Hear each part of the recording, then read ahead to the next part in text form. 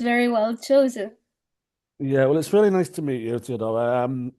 I've got Nadia with me. She's going to stay silent, but she's somebody who works with me on my film site and would like to know how to learn about interviews and the publicity sort of thing. So this is a great Sure. opportunity for her. But yeah, I think we've got about 20 minutes. hmm So I'm going to try and ask you some questions that are slightly different. I suppose first of all, let's learn about you because I know Christian wrote the screenplay, but let's talk about you a little bit and where have you come from and what's your sort of background in film and tell us a little bit about your filmography so far. Yes.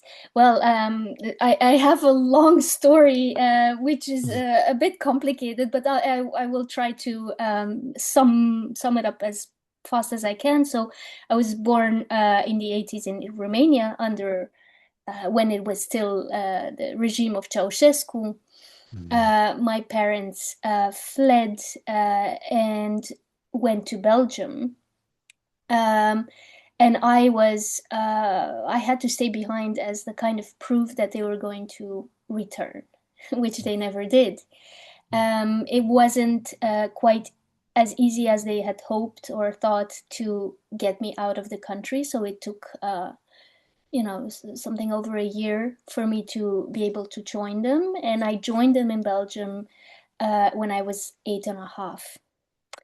And so, obviously, this story marked me a lot, and you can see that in my filmography, which we will discuss a bit later. But just to continue with the biography, I ended up in Belgium at 8.5, and I left again for the 2 last years of high school, which I did in San Francisco, California, at the French American International High School.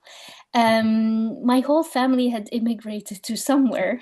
So, my aunt and uncle, with whom I had stayed behind actually in Romania when my parents left, Mm. well, shortly after I left, they were able to escape to the US and they settled in San Francisco. And so when I was about 15, 16-ish, my parents and my aunt and uncle gave me the opportunity to finish high school in San Francisco. Mm. Um, and which teenager is gonna say no to that, right? So, Mm. so there I went, and I wasn't planning on staying in the US actually when I left Belgium, but the students were applying for college, and my teachers told me, why don't you try? Why don't you try to get a scholarship? Mm. And finally, it's what I did. Several schools admitted me, but would not give me a scholarship. And the only school which did, and ironically, that year it was apparently the on the like the most expensive school of the United States, but they gave Mm. me a full scholarship, which was Sarah Lawrence College. So I went there, and I didn't study film alone. Like it wasn't, it's a humanity. I mean, I studied humanities. I did a Bachelor of Arts at Sarah Lawrence.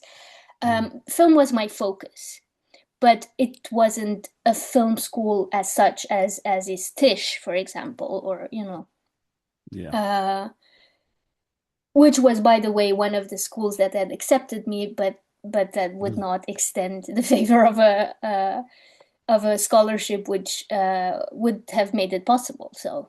Um, and then I came back to Europe, and actually just to earn some money and start an internship in the US. But then life intervened. My father became very ill, and so I decided to stay in Belgium, and Mm. and the rest is history. It was very difficult. I was at that moment, so I was back in Belgium, and I didn't know anyone. I had no network. Was a complete underdog. And I wasn't even that young anymore in the sense that I was over 25, and I had still to start, my career.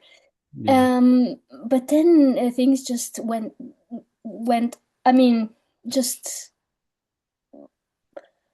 I don't know how to explain it, but it went fast up in with one project that's called Waiting for August, which, quite frankly, very few people believed in. It was an author documentary with a very small budget, a very local story, local Romanian story about seven kids living alone in a region, Bacău, in quite a poor region in Romania still today. Um, and there was no father in sight in that family, and their mother was living and working in Italy, taking care of elderly people and sending money home. But basically, the youngest kid was 5, the eldest kid was 16, but it was the 14-year-old girl, the eldest girl, that was kind of the new head of the family. Yeah. Um, Funny enough, her brother was 16, was keeping the money, but for the rest, she was in charge. So it Mm. was quite, telling about our culture and mentality, let's say. Um, and that film just opened a very many doors for me because it was so embraced by audience worldwide, like from Australia to Chile, passing by Kosovo. It was just Yeah. a lot of people related to that, and to my honor. At that moment, I, of course, I mean, Christian and I are not of the same generation. Um, I kind of grew up. I mean, I was looking up to his work while studying film.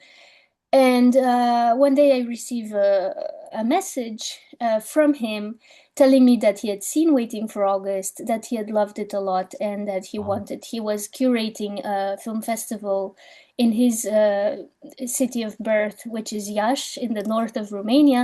And he was inviting me to present a film and do a Q&A. And then that's where we met. It was in Mm. 2015, I believe, 14, Okay. 15. So 10 years before we ended up making this film. And at that moment we met. He asked me what I was doing. At that moment I was working already on my first fiction film, which had started as a documentary, actually, the Mexican film La Civil. Yeah. It had started as a documentary, but I had to switch to fiction out of security considerations, really, and also a frustration for feeling censored in what I was trying to do and what I was trying to show. And so Yeah. basically, fiction gave me the possibility to tell the reality that I had researched and witnessed. And well, but at that moment not even halfway when I met Christian. He asked me, or he told me, if he could do anything then I should let him know, and he did not have to tell me twice because No. next next thing he knew, he was a co-producer on the film. Oh, So wow. and that film took 7 years of my life. It was a very difficult project. A lot of things happened, amongst which also COVID, which Mm. delayed a lot of things. Mm. Then the very tragic event of the the lady who inspired the character of La Civil, the protagonist of La Civil, was killed. She was the lady I had filmed in documentary for a very short time before I realized that this was going to end badly. Yeah. Unfortunately, everyone knew, and unfortunately, that's the end. Militants and yeah, a lot of journalists do in Mexico. So yeah, basically, La Civil was a very tough film to make, but I'm very proud it was made, and it had a beautiful festival life, and it was seen. And I think it premiered in Cannes. It won the Audacity Award Mm. in Un Certain Regard, and I think that Christian was pleased Yeah. with the result, and that's when the artistic collaboration came along. He had you know, thought over this project for a long time because he started, I mean, he got the idea in 2012 when this story or the story that inspired this film happened Yeah. in at the Kunsthal in Rotterdam. And he didn't really quite feel to do it himself because I think one of the main reasons why he gave me the project was because he knew my life story, and he knew that I had grown up with one foot in the East and one foot in the West, and that I could Mhm. really um, handle things in a different way uh, for that very reason. That's a big honor, though, isn't it? I mean, yeah, it's. I was going to ask why did he not make it because he's not made a film for quite a while. In fact, his filmography is quite small. He's just made such an impact. Yeah. Um, so, I mean, when you read the script, then were you just a bit apart from being honored and like really excited? Hmm. Did it reflect from your own background as well? Like, did you look at that and think because there's all these European filmmakers, you know, like the Darden brothers and the Turkish filmmaker as well, Ceylan, that make films Hmm. that really represent their countries. Is that what you thought when you read this? Well, actually, the script, I didn't read the final version yet. There Mm. was, luckily for me, we could still converse about, what this film should should say, what it. I mean, we agreed, and he knew very well what it wanted to say, and I was. We were definitely on the same wavelength regarding that. But we talked a lot about the protagonists. He also knew that I was very keen on having a strong female protagonist, and I I like those characters a lot, and I knew that it would be in very good hands because he has written some of the most beautiful female characters Yeah. in Romanian and not only film history. Mm. So we did speak a lot before the actual shooting script was there. Okay. Yeah, so what I read was something that was not what I was going to shoot yet.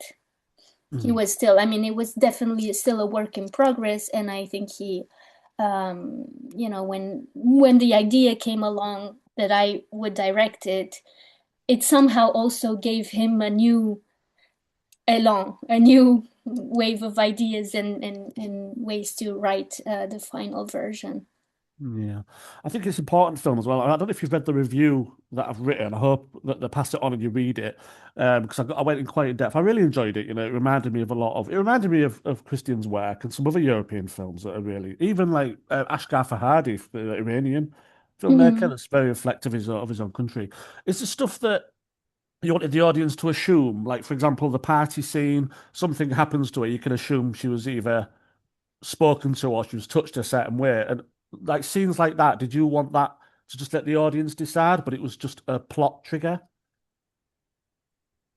Um, I'm sorry, I think the accent is a bit difficult Okay. for me. Yeah, so no, just like for instance, the scene where she meets the museum Mhm. fellow at the Yeah. party is like the turning point. Is that was that like supposed to be like a sexual assault, or was it something you wanted the audience to assume and then just let the plot drive?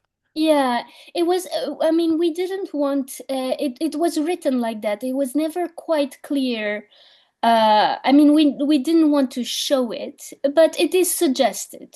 Mm. Let's say that it is suggested. If you really look closely, she washes her mouth in a way that is very, Yeah. very, telling of what Mm. happened to her. So yes, there definitely was an assault. Now, I don't think it's that important to know which kind of assault. Yeah. You definitely know that her borders were, her limits were crossed, and that she's unhappy about it, and she didn't have, I mean, she was in a complete underdog position, and she stays in that underdog position basically throughout the film until the end where there is a little twist. But Yeah. but yeah, I mean, we didn't. That was not the point of the film, but it was kind of the start, the trigger that made Yeah. the story happen. Yeah, I liked it didn't make it about that. It was just a trigger, and that yeah, there was a lot of other traumas that all the characters had to yeah, endure. And she came out of it, I think, not happiest, but she came out with the best conscience without feeling guilty, and that she had to, go and do her own thing at the end. I've only got a minute left, so I just want to say, like, I really enjoyed it. I wish you all the luck in the world with the Academy Awards. It's a really tough year because the international films are just such a high standard. Um, yeah. but but I'm going to push. I'm going to promote as best I can, and I'm going to tell people to watch this if they can. So congratulations, really, Teodora. You've mimicked Christian's work, but you've added yourself to those European films Big, about big. these countries we want to know more Yeah, about. So yeah. appreciate it, and congratulations, really. Thank you. I hope you will enjoy my new film as well. It's actually well, now it's about my adoptive country. It's called Hazel 85, and it's about the European Cup final between Liverpool and Juventus. Oh wow. You know what happened. Yeah. 39 people died before the match was played, and actually it's about that decision of playing or not playing the match. So Oh, it's again kind of a mix between an author film and a genre film, in the sense that it has this political thriller edge. It's really about what people have not seen, because what people have seen is the tragedy in the stands. What people have not seen are the discussions behind behind, closed yeah. doors about what the hell are we going to do, and this kind of crazy decision to play the match, after all, Yeah. and then celebrating it as if it was just another match. So Yeah. it was quite quite a challenging film as well, and it's co-produced by the Dardenne brothers, like Traffic is, by the way, as Wow. well. Well, Yes, there you go. I mean, wow, that's amazing. yeah, I'll look yeah, forward yeah. to it. I really do. I'm gonna keep you on my IMDb watch list, and I'm gonna find out what you do next. I'm gonna seek it out, so very Okay, great. talented filmmaker. Thank you for speaking to me. Really appreciate it. Thank you for your interest. All right. Bye.